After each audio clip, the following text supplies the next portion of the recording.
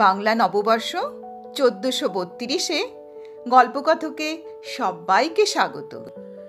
নতুন বছরে শুরু করতে চলেছে রবীন্দ্রনাথ ঠাকুরের গল্পগুচ্ছ। আজকে পাঠ করে শোনাচ্ছি গিন্নি। ছাত্রবৃত্তি ক্লাসের 2-3 শ্রেণী নিচে আমাদের পণ্ডিত ছিলেন শিবনাথ। তাহার গোঁফ দাড়ি কামানো, চুল ছাঁটা এবং টিকিটি রস্য। তাহাকে দেখিলেই বালকদের আত্মারাম শুকাইয়া যাইত। প্রাণীদের মধ্যে দেখা যায় যাহাদের হুল আছে তাহাদের দাঁত নাই। আমাদের পণ্ডিত মহাশয়ের 2 একত্রে ছিল। এদিকে কিল, চর, চাপড় চারাগাছের বাগানের ওপর শিলাবৃষ্টির মতো অজস্র বর্ধিত হইত। ওদিকে তীব্র বাক্য জ্বালায় প্রাণ বাহির হইয়া যাইত। ইনি আক্ষেপ করিতেন, পুরাকালের মতো গুরু শিষ্যের সম্বন্ধ এখন আর নাই। ছাত্রেরা গুরুকে আর দেবতার মতো ভক্তি করে না। এই বলিয়া আপনার উপেক্ষিত দেব মহিমা বালকদের মস্তকে সবেগে নিক্ষেপ করিতেন এবং মাঝে মাঝে হুঙ্কার দিয়া উঠিতেন। কিন্তু তাহার মধ্যে এত ইতর কথা মিশ্রিত থাকিত যে তাহাকে দেবতার বজ্রনাদের রূপান্তর বলিয়া কাহারও ভ্রম হইতে পারে। বাপান্ত যদি বজ্রনাথ সাজিয়া তর্জন গর্জন করে, তাহার ক্ষুদ্র বাঙালি মূর্তি কি ধরা পড়ে না? যাহা হোক, আমাদের স্কুলের এই 3য় শ্রেণী 2য় বিভাগের দেবতাটিকে ইন্দ্র, চন্দ্র, বরুণ অথবা কার্তিক বলিয়া কাহারও ভ্রম হইত না। কেবল একটি দেবতার সহিত তাহার সাদৃশ্য উপলব্ধি করা যাইত। তাহার নাম যম। এবং এতদিন পরে স্বীকার করিতে দোষ নাই এবং ভয়ও নাই। আমরা মনে মনে কামনা করিতাম উক্ত দেবালয়ে গমন করিতে তিনি যেন আর অধিক বিলম্ব না করেন। কিন্তু এটা বেশ বুঝা গিয়াছিল, নর দেবতার মতো বালাই আর নাই। সুরলোকবাসী দেবতাদের উপদ্রব নাই।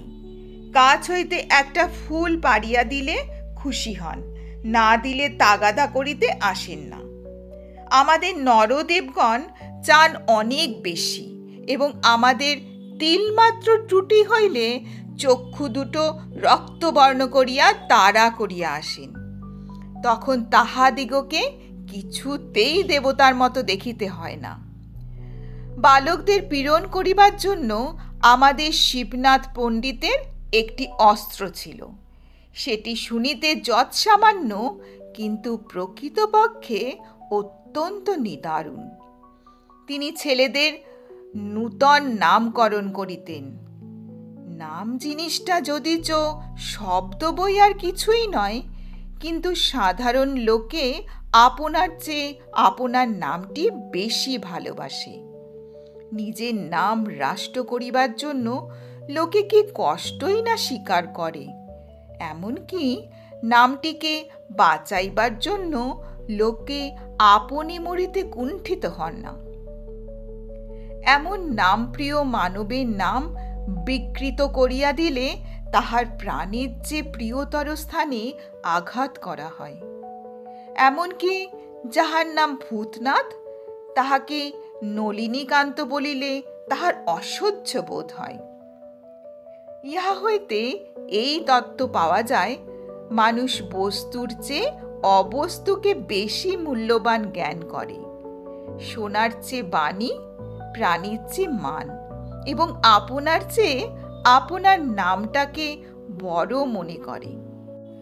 মানব স্বভাবের এই সকল অন্তর্নিহিত নিগুড় নিয়মবশত পণ্ডিত মহাশয় যখন শশীশেখরকে ভেটকি নাম দিলেন, তখন সে নিরতিশয় কাতর হইয়া পড়িল। বিশেষত উক্ত নামকরণে তাহার চেহারার প্রতি বিশেষ লক্ষ্য করা হইতেছে জানিয়া তাহার মর্মযন্ত্রণা আরো দ্বিগুণ বাড়িয়া উঠিল। অথচ একান্ত শান্তভাবে সমস্ত সহ্য করিয়া চুপ করিয়া বসিয়া থাকিতে হইল। আশুর নাম ছিল গিন্নি, কিন্তু তাহার সঙ্গে একটু ইতিহাস জড়িত আছে। আশু ক্লাসের মধ্যে নিতান্ত বেচারা ভালো মানুষ ছিল। কাহা কেউ কিছু বলিত না, বড় লাজুক, বোধহয় বয়সে সকলের চেয়ে ছোট। সকল কথাতে কেবল মৃদু মৃদু হাসিত, বেশ পড়া করিত। স্কুলের অনেক ছেলেই তাহার সঙ্গে ভাব করিবার জন্য উন্মুখ ছিল, কিন্তু সে কোনো ছেলের সঙ্গে খেলা করিত না এবং ছুটি হইবা মাত্রই মুহূর্ত বিলম্ব না করিয়া বাড়ি চলিয়া যাইত। পত্রপুটে গুটি কতক মিষ্টান্ন এবং ছোট কাঁসার ঘটিতে জল লইয়া একটার সময় বাড়ি হইতে দাসী আসিত। আশু সেজন্য বড় অপ্রতিভ। দাসীটা কোনো মতে বাড়ি ফিরিলে সে যেন বাঁচে। সে যে স্কুলের ছাত্রের অতিরিক্ত আর কিছু, এটা সে স্কুলের ছেলেদের কাছে প্রকাশ করিতে যেন বড় অনিচ্ছুক। সে যে বাড়ির কেহ, সে যে বাপ মায়ের ছেলে, ভাই বোনের ভাই, এটা যেন ভারী একটা গোপন কথা। এটা সঙ্গীদের কাছে কোনো মতে প্রকাশ না হয়, এই তাহার একান্ত চেষ্টা। পড়াশোনা সম্বন্ধে তাহার আর কোনো ত্রুটি ছিল না। কেবল একদিন ক্লাসে আসিতে বিলম্ব হইত এবং শিবনাথ পণ্ডিত তাহার কারণ জিজ্ঞাসা করিলে সে কোনো সদুত্তর দিতে পারিত না। এজন্য মাঝে মাঝে তাহার লাঞ্ছনার সীমা থাকিত না। পণ্ডিত তাহাকে হাঁটুর ওপর হাত দিয়া পিঠ নিচু করিয়া দালানির সিঁড়ির কাছে দাঁড় করাইয়া রাখিতেন। চারিটা ক্লাসের ছেলে সেই লজ্জা কাতর হতভাগ্য বালককে এরূপ অবস্থায় দেখিতে পাইত। একদিন গ্রহণের ছুটি ছিল। তাহার পরদিন স্কুলে আসিয়া চৌকিতে বসিয়া পণ্ডিত মহাশয় দ্বারের দিকে চাহিয়া দেখিলেন। একখানি স্লেট ও মসি চিহ্নিত কাপড়ের থলির মধ্যে পড়িবার বইগুলি জড়াইয়া লইয়া অন্যদিনের চেয়ে সংকুচিতভাবে আশু ক্লাসে প্রবেশ করিতেছে।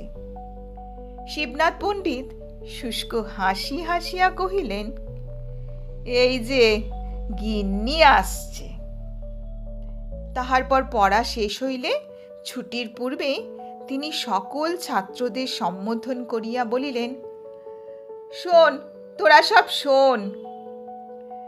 পৃথিবীর সমস্ত মাধ্যাকর্ষণ শক্তি সবলে বালককে নিচের দিকে টানিতে লাগিল, কিন্তু ক্ষুদ্র আশু সেই বেঞ্চির উপর হইতে একখানি কোঁচা ও দুইখানি পা ঝুলাইয়া ক্লাসের সকল বালকের লক্ষ্যস্থল হইয়া বসিয়া রহিল।